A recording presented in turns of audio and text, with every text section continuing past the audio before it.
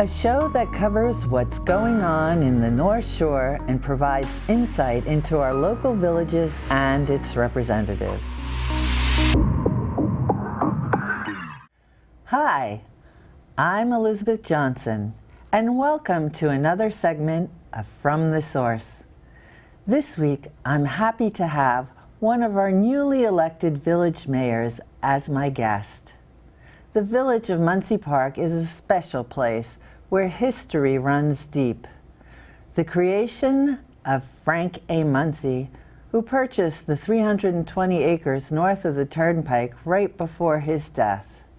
He bequeathed the property to be developed by the Metropolitan Museum of Art. The village was designed as a model community, which reflects his generosity to this very day. Here to speak about what's going on in this beautiful village is the mayor of Muncie Park, Lawrence Ceriello. Hello, Lawrence. Glad to have you here today. Thank you for coming on to the show. Thank you for having me. It's wonderful to have you here. Thanks so much. Your background is in law, and currently I understand you're a partner with Morrison and Foster in the city in commercial real estate. That's correct. So tell me, why did you want to become mayor of Muncie Park? So it's a good question. I guess because Muncie Park is real estate, and real estate is my background, I saw a connection between the two. But I've lived in Muncie Park 31 years, almost my entire adult life. My wife and I moved out there shortly after we got married. We had our 2 kids there. They've been emancipated. They're on their own. And I'm still working full-time, but I realized over the intervening years, people that dedicated their services to the village did so when they didn't have some people do it when they have young children. Jen Noon is one of our trustees. She has 5 children. She's amazing. She is dedicating her time to the village. But for me, I was busy with my career, with my kids. And the opportunity arose a few years ago to join the Board of Trustees. And then my term as trustee was up and the mayor's position was opening up. And I thought it was a good step to take to give back to a village that I really love. Well, I would guess so. After 31 years, that's wonderful. Right. A lot must have changed during that time. Yeah, I think it's hard for the newcomers to understand the scope of the change. The houses, more or less, have remained exactly as they were. They've been re-landscaped and painted and expanded in some cases, but the physical environment has changed. When I moved in there, my first house had 6 or 7 very large oaks and tulip trees. When I go past that house now, there's 1 left. I think that is symptomatic of the change we've seen in the physical environment of Muncie Park. And that's not because homeowners take down the trees. Trees don't live forever, and Superstorm Sandy took out a lot of large trees in Muncie Park. So the physical environment has changed, but what hasn't changed is the nature of the people who move there. They've come to our community to raise their family. They want a good life, they want good schools, and they want good services from our local government. So that's been timeless, and that's what we hope to continue to provide to the people who buy into the community. As a resident, the area was hit very hard by Superstorm Sandy. I know, having lived through it. Streets were not passable. Trees came down. Tremendous amount of damage occurred. Luckily, not so much to the houses, but definitely to the trees, the streets, the poles, signs. It was hit hard. And I know that, as you were saying, I mean, going into Muncie Park, there are mature trees. It's almost like a cathedral. That's the first thing that I see. So we were hit very, very hard. Is there anything out that hasn't been taken care of since the storm has passed? I know a lot of work has been done. Tree legislation has changed. What's going on now? Yeah, so Superstorm Sandy did hit us very hard, as you said. Some houses, there are a handful of houses, were more or less demolished by trees coming down. And the houses have been repaired and in some cases made better than ever. I think the effect of Sandy, which struck me, was a change in the psyche of people who once loved trees. You know, whereas you once looked at those trees and said stability, timelessness, comfort, shade, all the things that trees, all the feelings that trees engender, especially when they're tall and large as we had, suddenly became danger. And we found a lot of people coming in and still coming into Village Hall who have lived in the community for many, many years, and they've lived with trees, and suddenly they can't abide having that tree over their bedroom. Right. And they want permission to take down very large trees. And we try to be smart about that. Trees can't be the tail that wags the dog of life in Munsey Park. So that if you came into the village and really didn't feel comfortable with the tree, or it was unhealthy or unsafe, we recognize you need to be happy and comfortable in your home. And this is all sort of a byproduct of Sandy. You know, suddenly you're looking up thinking that tree could fall on my house and hurt my family. So that process remains undone. We're just trying to get to the point where people get comfortable. And it's just a passage of time. People who lived through Sandy are still dealing with that process, I think. The village is replacing trees. You've noticed by driving through Munsey Park. Over the last 3 years, we've probably planted over 100 trees along the right-of-way, which is the first 10 feet of property and off the road. It's village property. And we're putting in young oaks and zelkovers and some other varieties that we think will do well under the conditions. We don't see people planting oaks in the middle of their yard anymore, so to keep that tree canopy. And I agree with the cathedral analogy. We had young friends come into our home when we had first moved in, and they had young daughters, and they called it a forest. And that's what Munsey Park did look like, a little bit of a forest. That's changed. It's not necessarily for the worse, but we do need to keep the trees in. They provide so many benefits to the community, including enhancing real estate values. So we're trying to keep that up. Speaking of real estate values, I know that there has been a big push on beautification, and especially at the entrance to Park Avenue, lighted foliage and perennial plantings have been done. Talk to me about what's going on with that, because it really looks lovely, especially at night when it's lit up, but there's special lights, and there's more to it than just, ooh, it's so pretty. Well, I think technology has given us a gift in LED lighting. They're very low cost to run, very economical to put in. But I'm a gardener in my spare time. I like to putter around the garden. I'm not very good at it, but I do it nonetheless. And it has always been a goal of mine to add some landscaping at the entrances, something that would make passers-by, say, people who live there, care. So we focused on the main entrance at Manhassetwoods Road. We put some landscaping in and some lighting. The lighting was ornamental for sure, but it was intended to brighten up which were dark entrances. And that was born of my own experience of coming home from the city late at night. I'd take a car service home, and I'd be giving them directions before Waze would guide them to my front door. And I'd say, make the next left onto Manhassetwoods Road. And it was so dark at night, they couldn't see the entrance. So it was a goal to lighten up those brick pillars to give sort of a landmark for people who are entering the community late at night. But it also, we had a neighbor who was a jogger, and she said that she jogged through those arches and it was dark at night.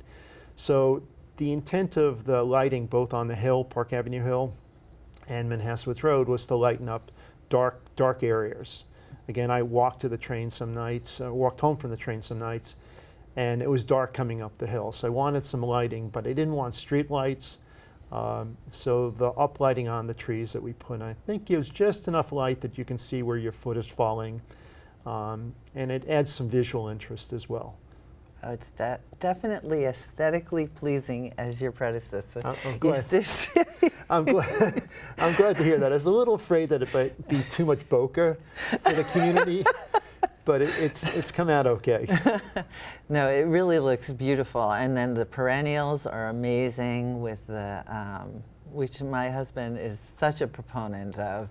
Why plant annuals when you can have them come back every single Yes, year? I totally agree with that. I think it's just old school. That's, you know. Yeah. But The daffodils on the hill look remarkable, didn't they? And they'll naturalize, they'll spread. yeah. So fill out that hill, and it just looked great in the early spring when you need that boost to your psyche. Oh, yeah. You had those daffodils look great. Yeah, they are definitely pretty. And now the purple flowers are gorgeous Yes. too. Yeah. You know, which is so much nicer than what was there before. So Yeah. Well, thank thanks you. for that. Yeah, thank you for that feedback.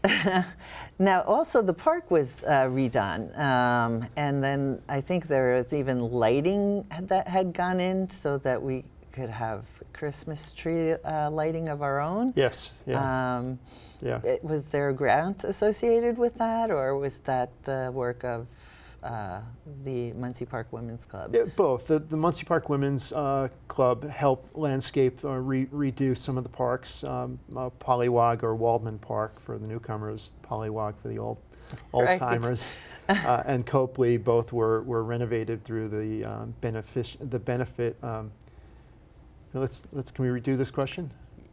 Yes. Yeah. Okay. So I asked. Okay. Or you Yeah. can start. Yeah. Okay. Work was also being done on the parks with beautification. Talk to me a little bit about that. Who helped with that? I know that part was the Muncie Park Women's Club and perhaps grants, and as well as the village. Yes, yeah, it was really a group effort. The Muncie Park Women's Club raised funds to renovate the parks, both Waldman and Copley. So credit to them for their generosity to get the parks back on a good footing. And then really the Christmas trees that we put in, I bought the trees at a local tree farm in October a couple years ago when everything was 50% off. And I had them come in. We like that you look for a good deal. Yeah, I don't like to overpay. No, So nobody does. No, it's true. Some people do. But I bought the trees 50% off. We put them in. We ran electricity to one of the two trees, the one in Copley Pond. When I bought it, it was in a field, and it looked so tall and large. And when it went into the ground, it looked like a munchkin. So. But that's okay. It will grow. Yes, you know, it will grow. They actually grow pretty fast. Yeah. So we had our Christmas tree lighting ceremony there last December, run by a group, Muncie Park Women's Club, the village. Lots of people had a hand in that. And I think it was a nice event. And we're hoping, you didn't ask this, but I'll tell you, in the winters to come, to have skating on Copley Pond. We're going to call it Skating Under the Stars. So we'll find some evenings when the pond freezes over, get some lights around the pond and let kids go out there. Just build memories for living in such a great town. We want people to say, this is where I always thought I'd raise my family, and kids to say, this is idyllic. Right. And the other night, I think Monday night, you had a family night, movie in the park. Yes. And that was very well attended. Yes, yeah, again, credit to the Muncie Park Women's Club and the Village of Muncie Park. We split the cost of having, this is the second year in a row of having a movie night in Waldman Park. It's at the beginning of the summer, at the end of the school year.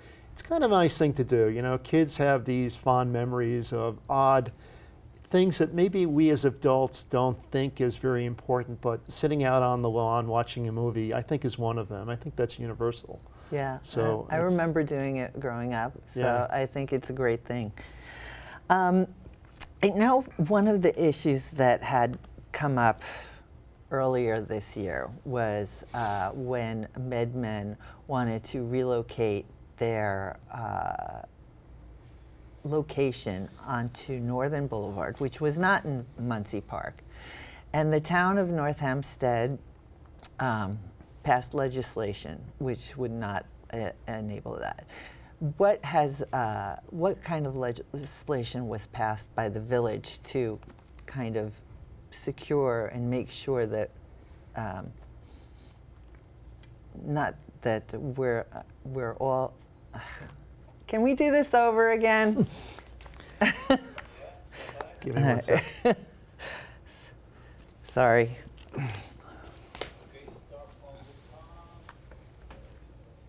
Sorry, this one's kind of weird. Yeah. So earlier this year, MedMen wanted to relocate their facility onto Northern Boulevard and make it a retail kind of space. It wasn't in the village, but the town of North Hempstead passed legislation. And the village was also passing legislation, which was copacetic with it. Speak to me about what the village did as far as legislation related to that. So the background for the answer is that New York State was at the time considering quite publicly the legalization of recreational marijuana. It was something that Governor Cuomo had been speaking about and perhaps pushing for. And at the very same time, MedMen, which was a medicinal use of marijuana, was relocating to a store right outside the boundaries of Munsey Park. And I thought it was, look, I think MedMen wanted to be on Northern Boulevard in Manhasset for the same reason that Tiffany's or Tesla wants to be on Northern Boulevard in Muncie, in Manhasset. The traffic is there. It's a wealthy area, not just Manhasset generally, but it draws people from all over the North Shore. Right. And I was concerned about the traffic. Firstly, this was not trying to. I didn't think it was trying to make the accessibility to patients that needed medicinal marijuana easier. I thought they were anticipating the legalization of recreational marijuana. And I didn't see why Manhasset generally needed to be the marijuana depot for northern Nassau County. We would draw from Queens for sure, Great Neck, and communities east of Manhasset. And I didn't think that we needed that. It was located, Northern Boulevard may not be considered the main street of Manhasset, but it is when you think about it. We have 2 schools, 3 if you count the high school, just off Northern Boulevard. We have 5 or 6 churches. We have our supermarket. We have our library. We have all the community facilities that most people would expect to find on a main street. And you're going to put a marijuana dispensary there? I didn't think it was a message to send to children. I'm not speaking about what people do in the privacy of their homes. I have no view on any of that. But I didn't think we needed to have it's not who Manhasset is. And I went to a rally that was run by a group that just sprung up in opposition to the amendment at Mary Jane Davies Park, and I was really taken by the depth of the emotion people were feeling about the issue. And I was concerned as mayor, or I guess I was a trustee at that time, where MedMen would go, and I didn't want them walking down the street to the little commercial stores that we have in Muncie Park and renting space there. But on a larger, look, people have said to me, your statute, which banned the sale of marijuana products in Muncie Park, would not survive a challenge by the state because of the state preemption. I went to a meeting of mayors about this, and I think there was a good argument either for or against that. But I wanted to send a message. The county was considering opting out of the legislation that the governor was proposing, and I thought that people who feel strongly about an issue should take a public stand. The message I got from Muncie Park residents was they didn't want the marijuana dispensary there, they didn't want recreational sales there, and we wanted to send a message to County Executive Curran that we didn't want it. I urged other villages to take the same position if they were against it. Just don't be silent. Let people know where you stand on this. Exactly. So right now it's academic. There is no recreational sale. It will come back. We're going to have to deal with it again. I fear we won't be as successful the next time. I think they'll remove the opt-out clause from the legislation, but that's just my suspicions at this moment. So there is no sale, there's no legal sales anywhere in the county, and that's what we'd like to keep. Thank you. Cellular service, which actually is pretty good in Manhasset. I can't complain too much. If you go to Port Washington, it's not that great. But I know that cellular service is going to the next level, 5G, and that it's, I believe, going to be impacting the village of Munsey Park. Is that true? Yes, so the Extenet, which is a commercial provider of bundling services, they will put best to describe it sort of as a wireless hotel on a pole, and they sell space in that to Sprint and T-Mobile and Verizon to boost the signal. And they had an application before the Board of Trustees in Muncie Park for a single location in Muncie Park. And they wanted to put that location in front of a home on Manhasset Woods Road. And I felt that was the wrong location for a number of reasons, which are probably obvious. And we persuaded them to move the location to a flagpole at the intersection of Manhasset Woods Road and Park Avenue, which was close to the home, but it was not on the front lawn of the home. And that was primarily to boost service in Flower Hill. So many of the other villages, Plandome, Flower Hill, are looking at far more nodes, they call them, being applied for. In Muncie Park, we had a single node, and there is federal preemption. The villages can't deny access to village property for these nodes. All we can do is regulate the location and need. There has to be an established need for the node and reasonably legislate or regulate the location of the node. And I think we accomplished that. The node needs to speak to other nodes. So depending upon how Flower Hill's process works out, our node may never be installed because it won't be able to speak to another node in Flower Hill.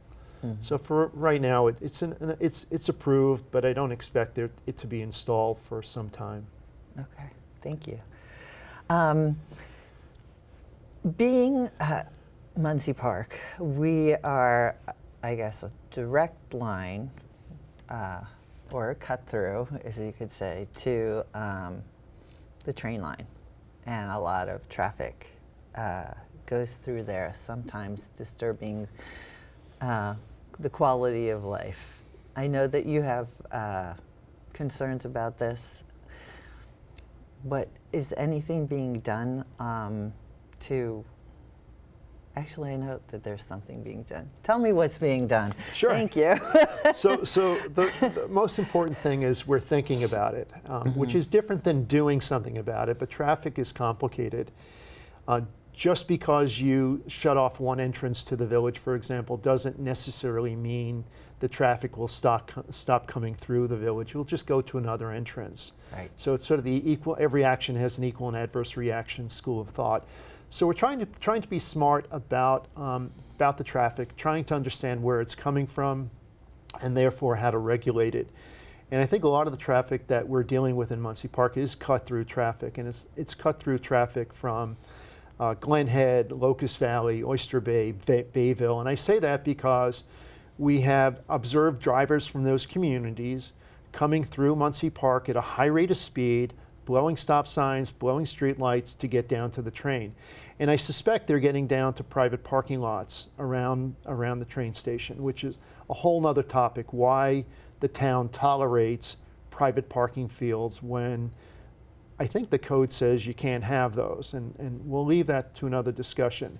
But we do have these drivers coming through, and we have video. Some of the video is hair-raising of what the drivers are actually doing. They're moving, they're heading west, but they're traveling in the eastbound lanes to pass cars on Park Avenue.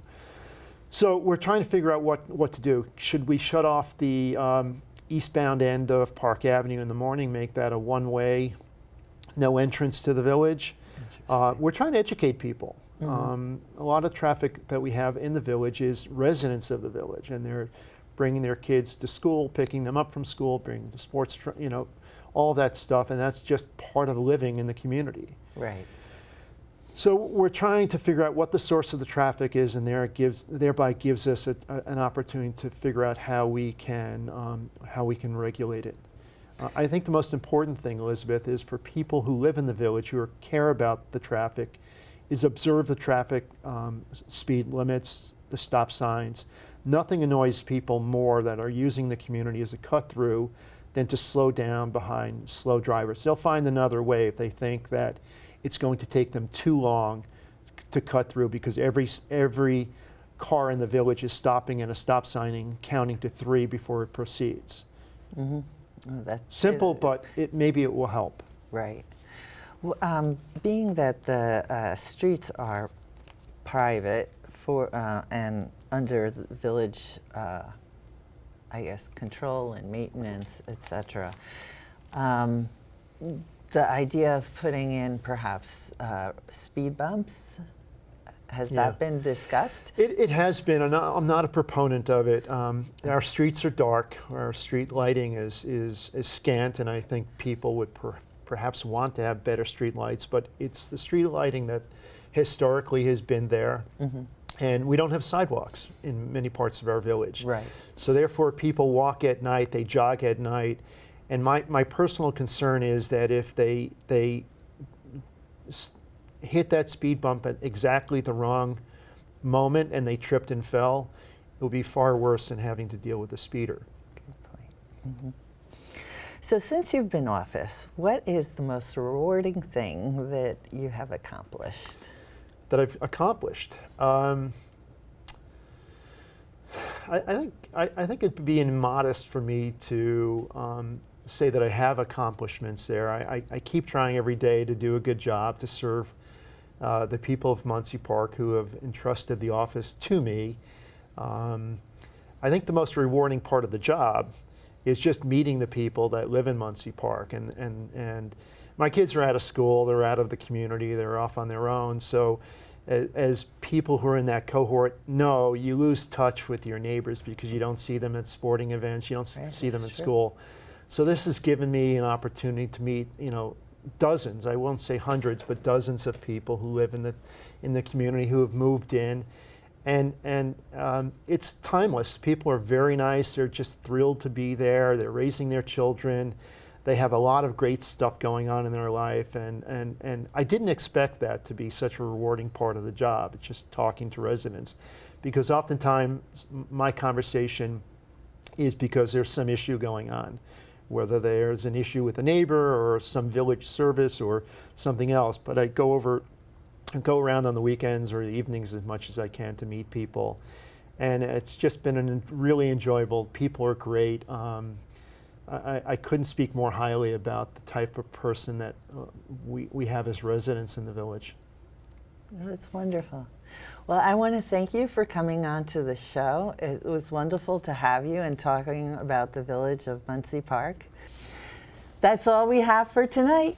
Thank you for watching From the Source. Stay tuned for more in-depth interviews with members of your community.